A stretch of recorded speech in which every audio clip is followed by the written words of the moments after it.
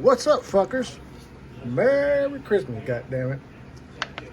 I'm just fucking around, a little bit of tinkering, trying to get a couple of more, some more content posted. So I'm trying to, dedicate myself.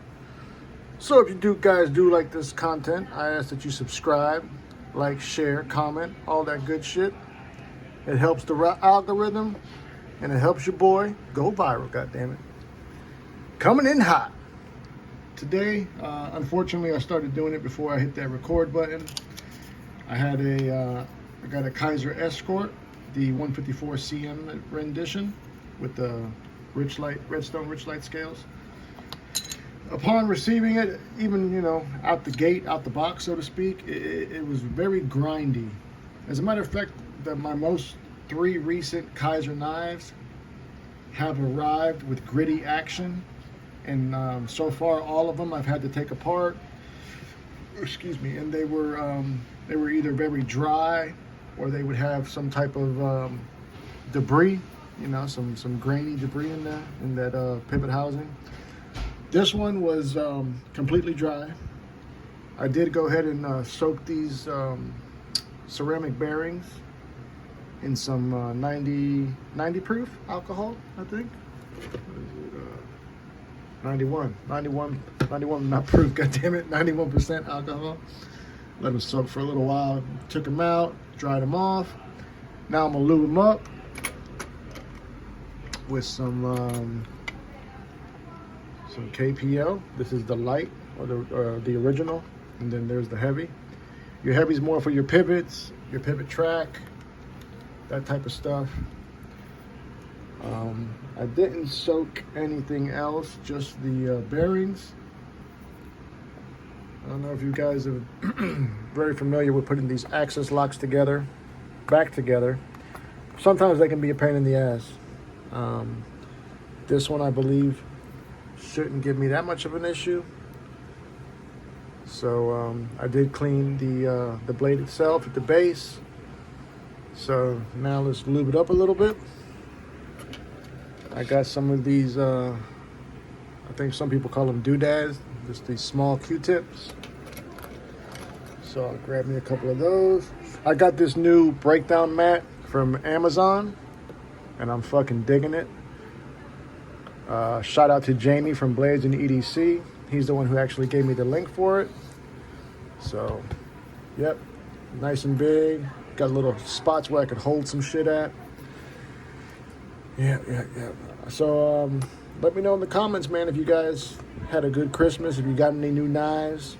I don't know if you guys follow, I'm sure you do, but Jared Neve from Neve's Knives, his wife got him a Rockstead. Gorgeous. It was actually a button lock. I didn't even know they made button locks, let alone such a gorgeous knife. But I was curious. I was going to try to, because he shows you some documentation and it had a model number on there. He mentioned how expensive, that it was a very expensive knife, but I was curious to know exactly how expensive it was. Just being nosy. So what I'm doing now is I'm just applying a little bit of that KPL to the pivot track, or rather your bearing housing where your bearings are sitting. But before I put it together, let's grease these up a little bit. All I do is I put a little drop of KPL on my pointer finger. I'll put that bearing on it, and I'll just rub it around between the thumb and the pointer finger. Flip it over. Now these bearings have a flatter side, so I put the flatter side away from the blade.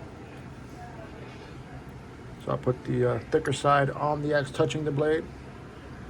Let me see if I got a rag where I wanted to get this. First thing, if I remember correctly, I got to do is I got to put in the bar lock itself. Put that in. I'm going to leave that one like that. Now this pivot is just like the Spyderco's, where it's it only goes in part way on both sides, and which I think is pretty cool. Let me see now. This is a captured pivot, so you got to look for that flat spot in it. We're not turning. Let me show you guys in the camera the D-shape. I don't know if the camera's doing it justice, but There's a D spot, rather a flat spot in that D-shaped pivot. So let's go ahead and line that up. If you can see that there is a spot there on your liner. Go ahead and put that little, oh goddamn. It drops out quite a bit, so you got to stay on it. Trying to do this behind the camera is kind of new to me, so bear with me. Once again, we're going to take that spot on that liner, which is that D spot. Then take the pivot and put it in the same spot. Make sure we got no rotation. Put it down flat. If you like this mat here, this little one with the cork on it, that's from Tinker Force. I think it was like 20 bucks, man. The only downside is, god damn it, I wish it was bigger. But upon receiving this, I did reach out to the company and asked them. Turn this fan back. I reached out to the company and I asked them about if this was the bigger one or not. And he actually responded and told me that they were in the process of making a bigger one. So, be on the lookout for that. No, I didn't get this side. Oh, yes, I did. I did get this side. So we're going to be putting this side of the bearing down first. As a matter of fact, I'm not even sure if it goes over that. Yeah, it does. I'm fucking up, y'all. You would have thought this is my first time putting a goddamn knife together. Now, what it really is this, that little pivot doesn't go down very deep. So if you touch it, you'll knock it out of placement. All right, so there's that. Let's put the blade in next.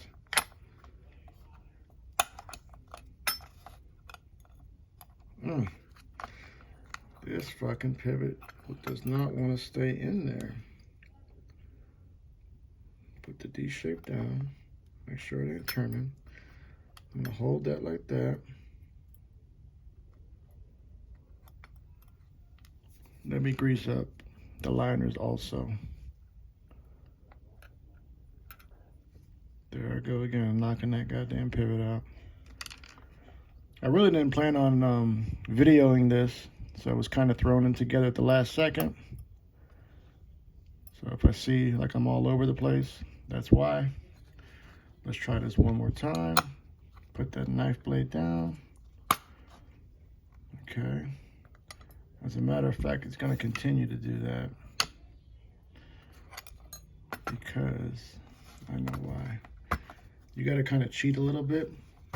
And what I end up doing, god damn it, y'all. Trying to think of shit to say at the same time kind of fucks me up. Oh god. I hope this video is decent. I was watching Jamie from Blades and EDC, one of his videos he posted today, where he talks about how he has gotten more into the customization. I think he's onto something with that. I think if you're gonna buy a knife, why not make it your own? You know, nowadays there's so much shit you can do to these knives to make them your own. It's amazing. So what I did here was, even though the scale's not on, I went ahead and just tightened that pivot screw in to hold my pivot in place because it kept trying to drop out. I'm now going to reinsert my bearing. And actually, I said that I wanted to put the flat side against that liner and put the more, what's the word? The side that sticks out more against my knife blade. So let's get back to it. These bar locks are a little bit tricky. They can be.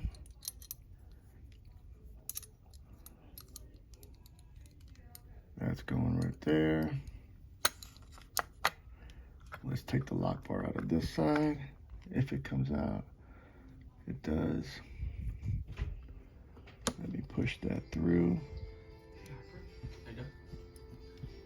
What's it called? I'm on video. What's up, baby? Oh, never mind. That's cool. You good? I was gonna see whenever you're done. Just talk to me whenever you're done. Okay. Son came through for a minute. He wants to talk to Dad. Wonder what that's about. Okay, back to the trickiness of this bar lock. You gotta kind of play with it a little bit as I hit the camera again.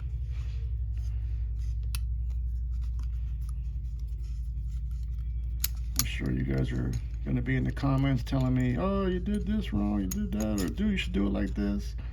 Listen, there's really no, there's a method to my madness, so to speak. There's a method to my madness, I swear there is. I think we're just gonna have to do it like this. Then put it on like this, right? Then I can go ahead, drop that out as I hit the camera again to then get that access bar like that. Okay, we've gotten that far. We've gotten to that point so far. All right, so I got my access bar back in position. There are no Omega springs on here, and we're already at 11 goddamn minutes. Let's see if I could speed this up a little bit. We got our our standoffs in position. We got our lock bar in position, or rather, our stop pin. So now the important part is getting these Omega springs back on. Let that crossbar get back into position. Make sure you have the right side. The clutch lock by Kizer is really neat. You can't fuck up. It's got these little holes where you can adjust your tension, which I think is amazing. So first thing we're going to do is we are going to put our mega spring on the actual crossbar, like so. Then we're going to swing this down to put it in position. I think it was on number 3 when I got it out the box, but I'm going to go back to number 3. Seemed to fit perfectly right there. And I think the tension was perfect at 3.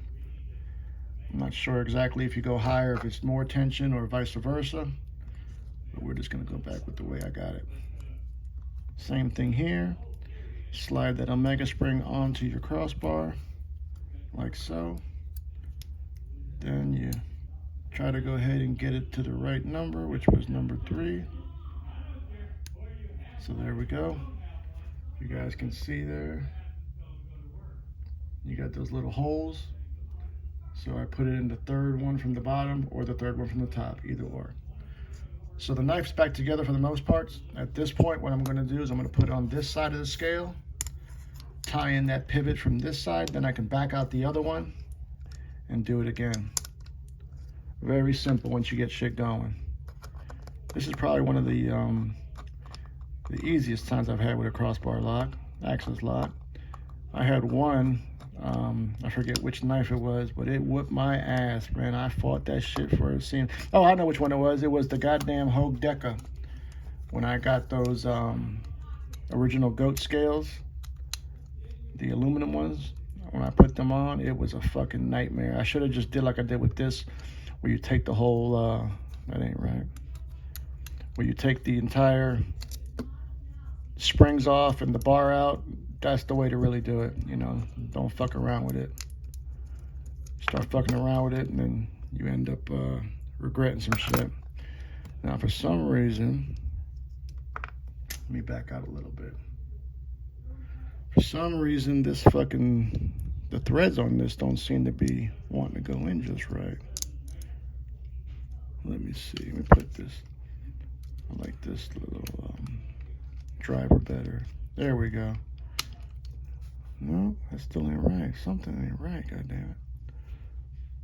Something ain't right. Let's see. Oh, I know what it is. I know what it is.